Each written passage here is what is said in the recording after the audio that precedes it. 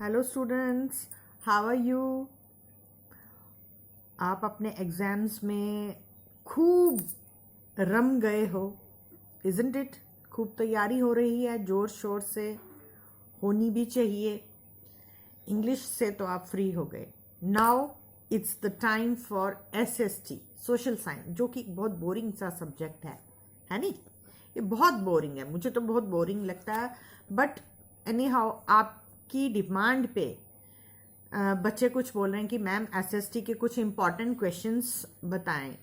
तो मुझे लगा चलो कुछ इम्पॉर्टेंट क्वेश्चंस आपको बता दें, और आपको ये भी बताऊं, मैं इस बार फर्स्ट टाइम शायद हुआ है कि आपकी एसएसटी की भी इंटरनल असेसमेंट के मार्क्स आपसे लिए गए।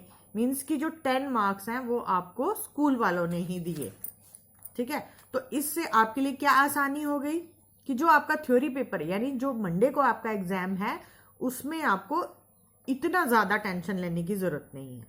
जैसे मैंने आपको पहले बोला कि आपको 20 मार्क्स लेने हैं, 20 आउट ऑफ 60, ठीक है ना। अगर आप 20 मार्क्स लेंगे तो आप मीन्स कि इफ मतलब your target is only passing, अगर आपका टारगेट उससे ज़्यादा है तो आप जितने मर्जी लीजिए।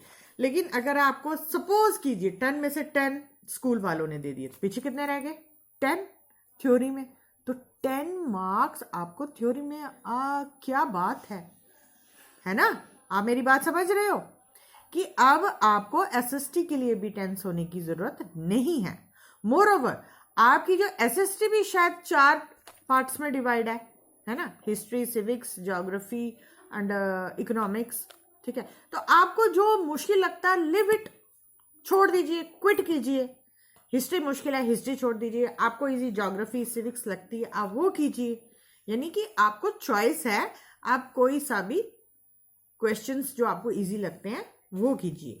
कईयों को हिस्ट्री इंटरेस्टिंग लगती है, कईयों को इकोनॉमिक्स इंटरेस्टिंग लगती है, तो ये आपके ऊपर डिपेंड करता है कि आप इसे कैसे मैनेज करेंगे। एनी हाउ, मेरे पास कुछ इंपॉर्टेंट क्वेश्चंस हैं, वो मैं आपको दूंगी, आप इस पे फोकस कर लीजिए। इंपॉर्टेंट क्वेश्चंस का मतलब क्या होता है?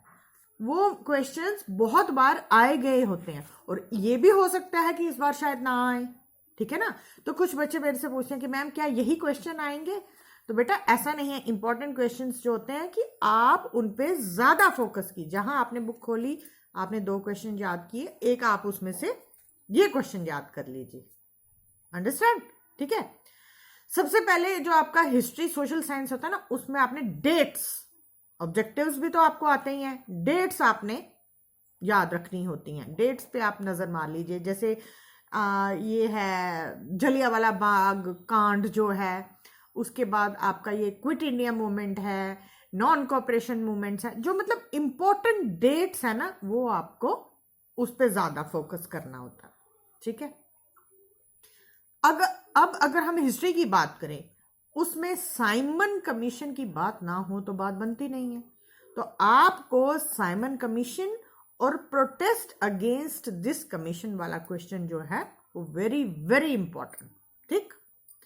Next is discuss the major economic reforms introduced by the post 1947 government in JKUT, ठीक है।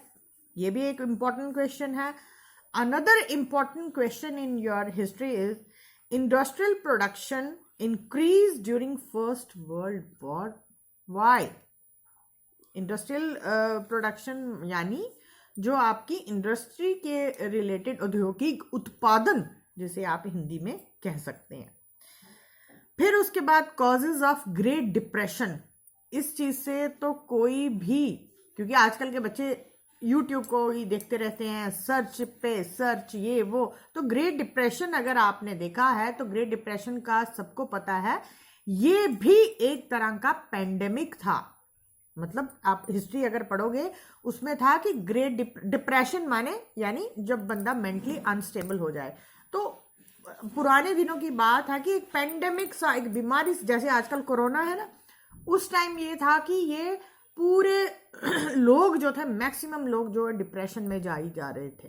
तो वो जो कॉजेज हैं वो इम्पोर्टेंट है कि आपने वो क्यों ऐसा हो रहा था, वो भी आपने अच्छे से याद करनी है। उसके बाद wood block print only came to Europe after 1295 why? ठीक है, ये भी एक बहुत इंपॉर्टेंट क्वेश्चन है। उसके बाद आपको क्या करना है, नॉन कॉपरेशन मूवमेंट जो है, नॉन कॉपरेशन मूवमेंट जो गांधी जी द्वारा चलाई गई थी ना, तो उसके बारे में भी आपने नोट, जो छोटे छोटे नोट्स है ना, वो आपने लर्न करके जाना है। ठीक है, अब अगर हम आगे नेक्स्ट जो हमारी ज्योग्राफी या सिविक्स है उनकी बात करें, तो उसमें एक क्वेश्चन है, what is resource planning? Discuss in detail various stages, मतलब रिसोर्स प्लानिंग की जो स्टेजेस हैं उसे आप डिटेल में स्टडी कर लीजिए। बायोटिक, एबायोटिक रिसोर्सेज, उनकी एग्जाम्पल्स, वो भी इंपॉर्टेंट है। फिर discuss the initiative taken by government to ensure the increase in agriculture production in India, ये भी इंपॉर्टेंट क्वेश्चन है। Why do we need to conserve mineral resources? What makes India a federal country? Discuss. ठीक। Caste inequalities are still continuing in India, why and how? ठीक है, कि casteism अभी भी हमारे भारत में, जो जाति प्रथा है उसका अभी भी बड़ा जोर शोर से प्रचलन है, क्यों और कैसे? ठीक है, ये एक बहुत इंपॉर्टेंट क्वेश्चन है। How can employment potential be increased in JNK-UT? ये भी एक बहुत ही इंपॉर्टेंट क्वेश्चन है।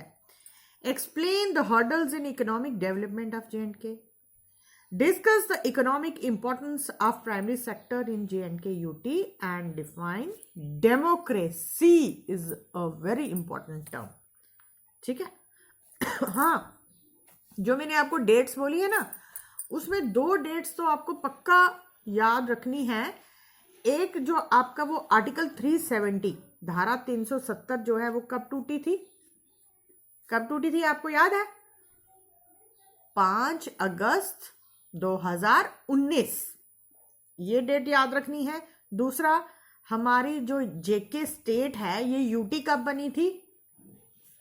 31 अक्टूबर 2019। ठीक है, ये 2 डेट्स आपको, क्योंकि मे बी ऑब्जेक्टिव्स में आपको आ जाए। जैसे मैंने आपको इंग्लिश में बोला था ऐसे कोरोना का करके जाइए, बट उन्होंने लेटर में डाल दिया, आया तो है, इंपॉर्टेंट टर्म है ना, तो आपको पता है ये धारा 370 और ये जो हमारा UT का बनना भी इज एन इम्पॉर्टेंट एस्पेक्ट। ठीक है, तो आपको हिस्ट्री में डेट्स जो है उन पे ज्यादा स्ट्रेस देना, जो कि आपको ऑब्जेक्टिव्स में काम आ सकती हैं। बाकी बेटा, I am very thankful to you people for supporting me. आप मुझे 1 साल से देख रहे हैं और मुझे साथ ही साथ सपोर्ट भी कर रहे हैं, तो उसके लिए मैं आपको बहुत बहुत धन्यवाद देती हूँ। और उसके बाद आपको एक और बात बता दूं, अगर बच्चे ने मुझे देखा था तो he should have called me, he should have wished मी, उसे मुझसे बात करनी चाहिए थी बेटा, क्योंकि आप लोग ही मेरी स्ट्रेंथ हो, आप ही मेरी ताकत हो, आप ही मेरा हौसला बढ़ाओगे, तो मैं आगे आगे आगे और वीडियो बनाती जाऊंगी ना। ठीक है, so stay with me and stay safe also.